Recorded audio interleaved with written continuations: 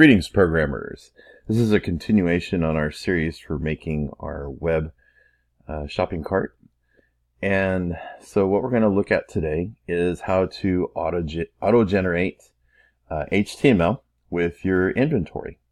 And this will also be used in extension when we want to make the actual shopping cart to say, hey, here are the things that you've ordered, and then we can have the user commit to those orders. But for right now, I just want to go over how we're going to populate the inventory on the screen. So you'll see here I have 5 files I've generated, and then I just want to quickly go through them. Here I have the shop web page. This is where we're going to show what our inventory is. And then we have our shopping cart, which I haven't populated yet, but this is we'll look at this in the next episode when we look at how do we transfer what you've purchased to the other side. And then here we see the inventory, and then this is what generates the shop. And there's nothing in our cart yet because well, that's not, we'll look at this in our next episode. All right, let's just real briefly look at HTML. And today we're going to be working on the shop. And let's just go through this line by line. So we set up our doc type, create our HTML form, setting language to English again. I mentioned this in a previous episode where normally if I was going to test something like this, I wouldn't be as verbose, but this will help when you go to validate your HTML to go ahead and use the proper forms so that when you're looking for the errors, that these errors won't pop up. It'll these will pass through just fine. We set a title, and again, the character set, you don't really need to set this, but it's good practice, and again, it will pass through the validator with no errors, which will let us focus strictly on did our script get generated correctly. I'm loading 2 scripts here. We're loading the inventory.js. That's the one where we list all of the items that are available for purchase, and then shop.js. This is specifically the JavaScript file for generating this page. The order does matter. We do need to make sure that that inventory is loaded before we try to populate the information from the inventory. And that's all the information we have in the head of our document. And then our body, I've just created a table, and I've set the ID to that table to inventory, and I put the border to 1 just so that you can see more clearly the output. Now I played around with this in different ways of inserting the information into this table.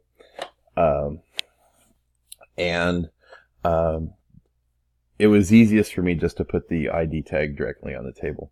I tried putting a div tag inside, and that didn't work very well. So this is the way we're going to go with this. Now I did think about not putting it in a table at all because for accessibility reasons, a table may not have been appropriate. But I felt in this case it was. If you do have someone using a screen reader, the table will format the information in a tabular form, which if they're ordering stock off of a web page, this may be how you want to do it. Plus, it's useful to see how to auto-generate different kinds of things. In our invoice, we'll be doing it in a list. So here we're going to look at how to auto-generate a table. So let's go ahead and look at the code for the inventory. We'll look at the inventory first. So here we see first we have our stock. All right, and in the stock I've just put several items in here, and I put the name of the description and then a price. And so here we have hot dogs, hamburgers, candy, water, soda. And then down here we have 2 variables that are basically used as indexers into that list. So we have name, and we set that to 0. So you see the first item in each of these lists is the name of the item, and the price is 1. So the second is the 1. And basically what this is, we won't have any magic numbers in our code. We can specifically name what we want. Now I could have written this as an object, but I wanted to practice with lists. Now also, if you wanted to give this to a client, it's easier for a client to edit something that looks like this than to force them to do all of the construction necessary to build an object. So this might be a slightly better format if you want to put this level of effort on your client. Also, this, I was going to say this would be easier to auto-generate, but the reality is an object would be just as simple to auto-generate. So it'd be up to you which way you prefer to do it. I like the list for this format. In the future, we may look at doing it with objects instead.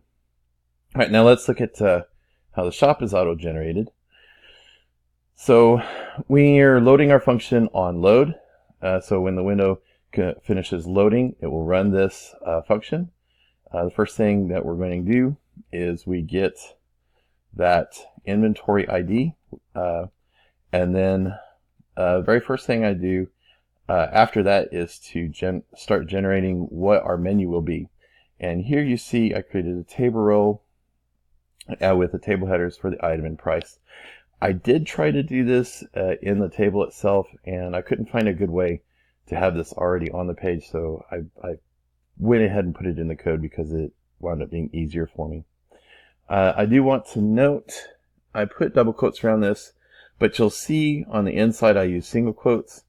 It doesn't matter when you're doing your strings whether you do double quote or single quote.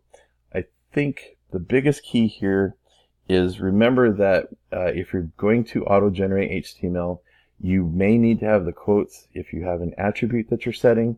So just make sure that you have a consistent pattern of, am I going to use double quotes for my attributes or single quotes for my attributes?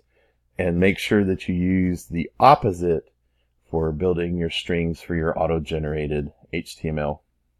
Here I have created a loop that's going to go through all the elements in our stock.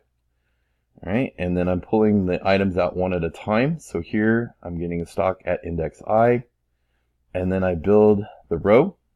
So we start with a new table row, and then the first element in the table data, I'm grabbing the name from the item that I pulled from the stock, and we're going to put it in the table data, and then the price, and then end that row. And then we're adding that row to our menu string, and then finally, once the loop is done, we're outputting the menu. So let's go ahead and look to see what this looks like.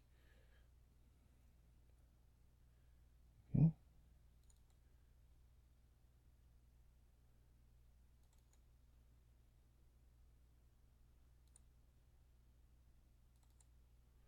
Try to open a JavaScript file.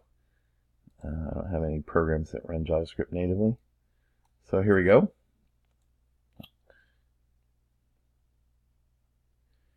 So we have each item and then the price for the item in a nice table. And just so that we can see that this is auto-generated, let's go and add an item to an inventory. So let's say that our client decides that they want to offer pizza. All right. So let's add pizza to our list. Okay. And let's charge $10 for that.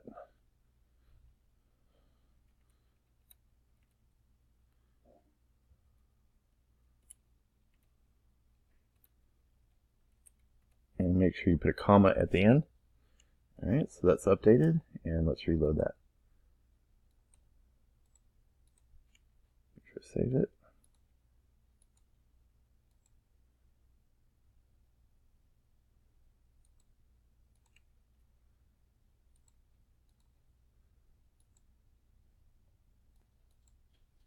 And there's the pizza.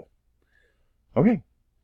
Now I do want to add one more piece here. We need a button that says, "Hey, I want this," and then we'll look at the implementation for that button in a later video. Okay, so let's see. I want the shop JavaScript. So let's go ahead and add a place for it. We'll put an empty table header for that. Let's not make it up. Let's put by. Okay. And then we need to add a new table data for this.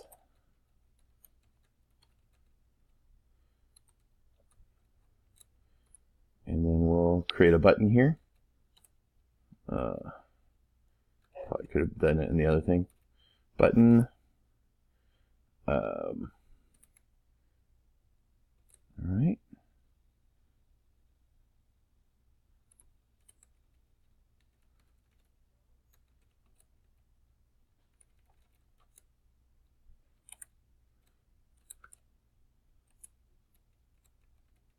Okay, and there we go.